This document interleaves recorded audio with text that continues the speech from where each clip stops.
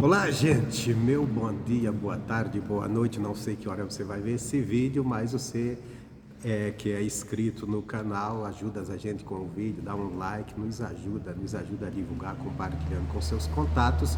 E você que não é inscrito, que está chegando, você dá aquele like, também se inscreve, já nos ajuda aí também no canal.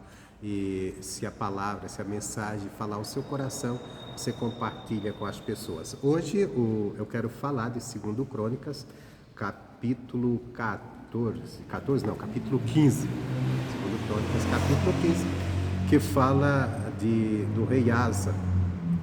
Do rei Asa, tudo que ele fez, como ele andou com Deus e as coisas, as mudanças que houve ali, as bênçãos de Deus.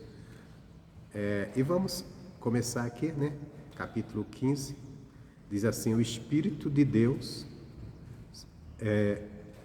então veio o Espírito de Deus sobre Azarias, filho de Obed, e saiu ao encontro de Asa e disse-lhe: ouvi-me, Asa, e todo Judá e Benjamim. O Senhor está convosco enquanto vós estáis com ele. Se o buscardes, o achareis, porém se o deixardes, vos deixará.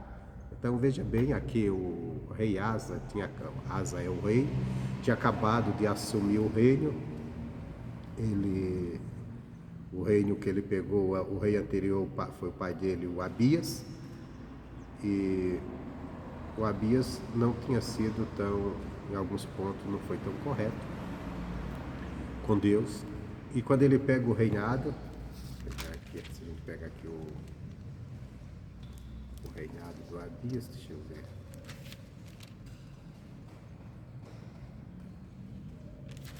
Se eu tenho ele aqui.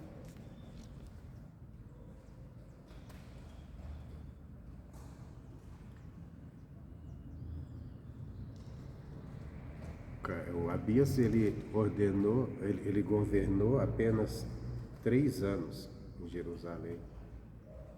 Diz que era o nome da sua mãe, Micaías, filho de Uriel, de Gibeão, e houve guerra entre Abias e Jeroboão. Aí fala aqui das batalhas que ele teve.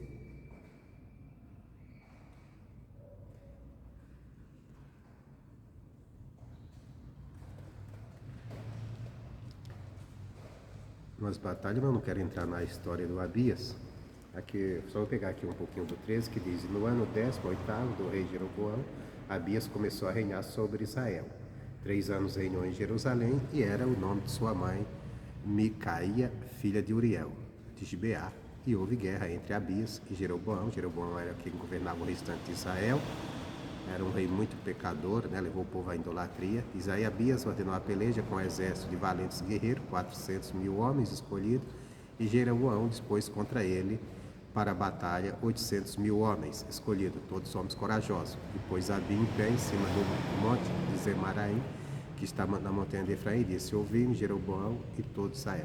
Aqui fala de uma batalha que houve entre o rei de Israel e o rei de Judá, que era Abias. Judá, nós sabemos que é aquela parte que ficou com o filho de Davi, e que partiu para a idolatria. Ele criou até um bezerro de ouro, ou melhor, Judá não. O Judá tinha o templo, continuou servindo ao Senhor. O filho de Salomão foi dividido o reino na época, e ele ficou com Judá, ali em Judá, Jerusalém, que é a capital Jerusalém, o reino de Judá, e ali continuou a adoração a Deus. Aí depois, o restante de Israel, das tribos de Israel, ficou governado pelo cidadão chamado Jeroboão, que está sendo citado aqui, e esse cidadão levou Israel à idolatria, porque ele criou um bezerro de ouro. Ele fez um bezerro e fez o povo adorar, dizendo: isso é seus deuses, encheu de idolatria em todo Israel, para que o povo não fosse até ajudar, mas que queria buscar Deus e ir até Jerusalém, que era a capital de Judá. O Jeroboão fez isso por medo de perder o reinado, disse: se o povo for lá em Jerusalém, isso pode passar para o lado do filho de Salomão. E aí o filho de Salomão se fortaleceu e venceu batalhas e se deu bem na vida, Mas chegou uma hora que ele resolveu partir para a idolatria e as coisas começaram a desandar, e até que chegamos aqui a o Abias reinando e pega Israel ali, já dentro de uma, vamos dizer assim, de uma idolatria. Israel não, Judá, né? Israel, o restante de Israel era outra parte que tinha como capital Samaria, mas ali vamos dizer assim, o estado de Judá. E também tinha ali idolatria. Aí o que acontece? O Abias morre.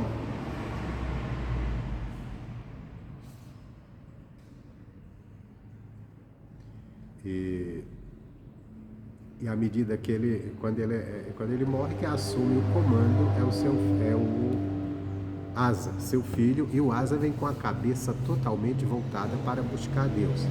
É isso que nós vamos estudar, isso nós vamos falar aqui. E quando o Asa ele chega, ele começa a fazer as reformas ali, ele começa a buscar a Deus, chama o povo, diz: vamos buscar a Deus. Aí o Espírito de Deus, a disposição quando você busca a Deus, né? Deus ele vem até você. Quando você começa a buscar, é uma caminhada, né? Você dá 2 passos de volta para Deus, Deus ele vem toda a vida para a tua vida. Ele vem te ajudar, vem te abençoar, ele vem de encontro a você, te recebe de braços abertos. Então o Asa começou a buscar, aí veio o quê? O Espírito de Deus, o Espírito de profeta sobre Azarias, filho de Obed. E ele sai ao encontro de Asa e diz: ó Asa, ouve-me isso. E todo Judá e Benjamim, que seriam as 2 tribos ali que o Asa governava. Ele disse: vocês me ouçam. Aqui ele não fala só com o rei, como fala com o povo. Diz assim: o Senhor está convosco. Quer dizer, vocês estão buscando a Deus? Isso aqui cabe para nós hoje também. Se estamos buscando a Deus, Deus ele está conosco. E o Senhor está convosco, enquanto vós estáis com Ele. Quer dizer, enquanto vocês estiverem. Às vezes as pessoas dizem assim: ah, Deus é comigo, Deus não é só com... Ah, esse povo acha que só Deus é... Não, espera aí. Deus, ele não é com uma pessoa porque ela quer, ou porque ela tem uma religião, ou por isso, por aquilo. Deus está com a pessoa quando ela está buscando Ele. Quer dizer, buscando seus mandamentos, buscando seus caminhos, andando com Ele. Aí Deus vai estar assim. Então ele diz assim: o Senhor está convosco enquanto vós estáis com Ele. Se o buscardes, o achareis, e se o deixarem, vos deixará. Então, busca a Deus. O que é buscar a Deus? É buscar conhecer a sua lei, os seus mandamentos, aprender dele e andar naquilo que ele está ensinando. Isso é buscar a Deus. Então ele disse: Israel esteve por muitos dias sem o verdadeiro Deus, sem sacerdote que ensinasse a lei. Olha aqui o que é estar sem Deus. Estar sem a lei dele. Quer dizer, qual que é a lei de Deus? Para o povo de Israel, era a lei que Moisés tinha deixado. Para nós, é todos os ensinamentos que estão aqui nas Escrituras. Isso é uma lei para nós, é o que Jesus nos deixou de ensinamento, é uma lei. É uma lei. Por que é uma lei? Porque uma lei serve para governar, né? E nós temos nossas próprias leis, quer dizer, nossas próprias vontades, nossas próprias direções na vida. Então, quando a palavra de Deus chega até nós, ela chega para mudar a nossa maneira de ser, de viver, de nos conduzir, trazendo a forma de Deus, trazendo, vamos dizer assim, a lei de Deus. Então, ele diz assim: mas quando na sua angústia, e aí, olha, viver fora da lei de Deus traz angústia, traz mesmo. A gente olhar a humanidade, muito sofrimento de muita gente, não estou dizendo todo sofrimento, porque tem sofrimento que chega até as pessoas que ela não escolheu, mas a maioria dos sofrimentos que a humanidade enfrenta são por causa das suas escolhas. São vivendo uma vida fora da lei de Deus, fora das ordenanças de Deus, e vai se deixando atrair por coisas que depois causam maior prejuízo. Às vezes coisas até que a princípio são prazerosas, parece bom, mas que no final acaba trazendo dor e sofrimento. Aí diz assim: mas quando na sua angústia voltaram para o Senhor Deus de Israel, buscar e o achar. Isso é o homem ser humano, o homem e mulher, pode ir longe demais, não importa. Mas se ele cair em si e buscar a Deus de todo o coração, ele vai achar. De todo o coração é assim. Eu vou buscar a Deus não porque eu preciso que Deus resolva meus problemas. Eu vou buscar a Deus porque eu quero aprender com Ele, eu quero andar com Ele, eu quero viver para Ele. Eu não quero viver mais para mim, eu quero viver para Ele. Até agora eu vivi para mim, eu vivi para minhas vontades, fazer o que eu quero, o que eu bem entendo. Agora eu quero viver para Deus, para o que Ele quer, como Ele quer que eu me conduza.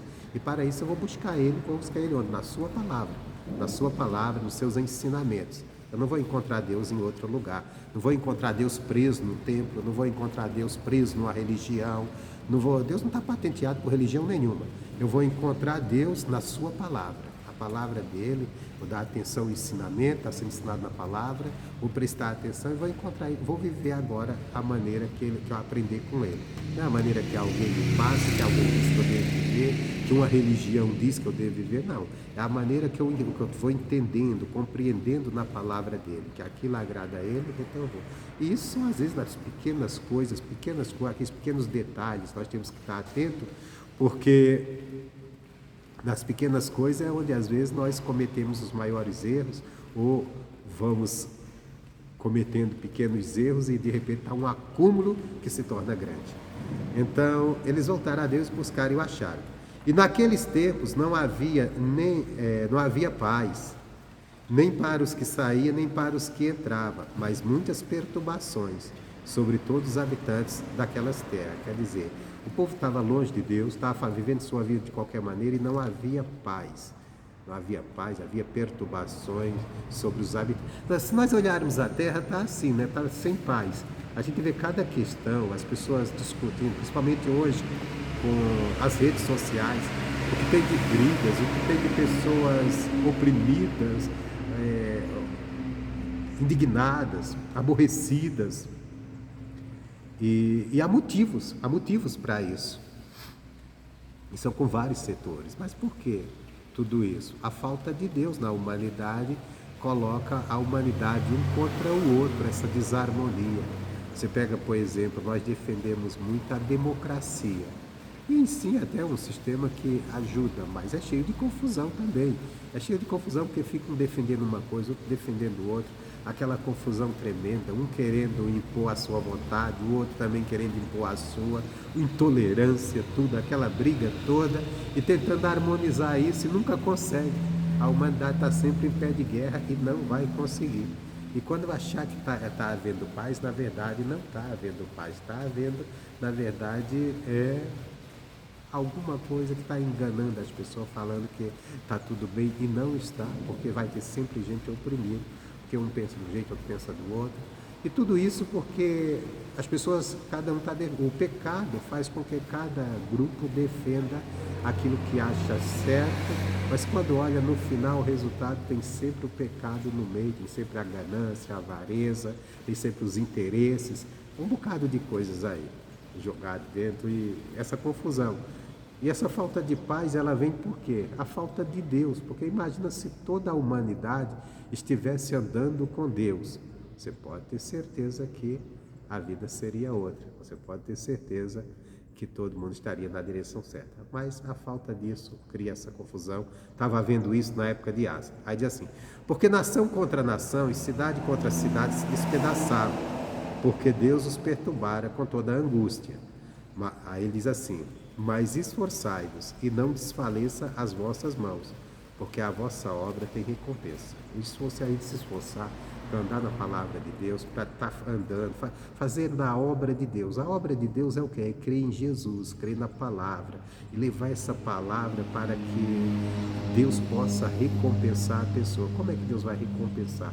Recompensando, trazendo paz, trazendo prosperidade, trazendo bênçãos, fazendo com que o seu conhecimento chegue a outras pessoas e as pessoas entendam, aquela pessoa que está em pé de guerra, ela venha também estar em paz, enfim. E os milagres de Deus, tem tudo, né? A obra em Deus, a obra em si, em Deus, a obra que nós devemos executar em Deus é de servir a Ele, é de obedecer a Ele, é de crer na palavra dEle. E isso vai criar uma harmonia que Deus vai... Imagina uma nação crendo em Deus, uma nação obedecendo a Deus. meu irmão, não haveria roubo, não haveria desonestidade, não haveria o que nós vemos aí, principalmente no nosso país, corrupção, não haveria ninguém roubando nada de ninguém, ninguém traindo ninguém. Quer dizer, se estivesse obedecendo a Deus. Mas, infelizmente, o ser humano deixa a palavra de Deus, às vezes se apega até na religião, fala de Deus, tudo mais, vai deixando. E aí cria essa desarmonia, essa falta de paz, um tentando ser melhor que o outro, um tentando derrubar o outro, e a gente vê um mundo de confusão. Tudo porque está faltando esse trabalho de todo mundo, de fazer a obra de crer em Deus, de obedecer a Deus, que é o que nós precisamos para que Deus entre e Ele mesmo traga paz e traga as bênçãos sobre nossas vidas e sobre a vida da nossa família, da nossa comunidade, da nossa cidade, da nossa sociedade. Mas para isso a sociedade tem que estar com Deus, buscando a Deus. Se não está buscando a Deus, vai ser essa confusão. E olha só o milagre de Deus mesmo. E nós temos que fazer um trabalho. Qual o trabalho? Divulgar essa palavra para que o conhecimento de Deus chegue a todos. E aqueles que se converterem vão gozar dessa paz em Deus. E é isso, meus irmãos. Forte abraço, fica com Deus e até a próxima.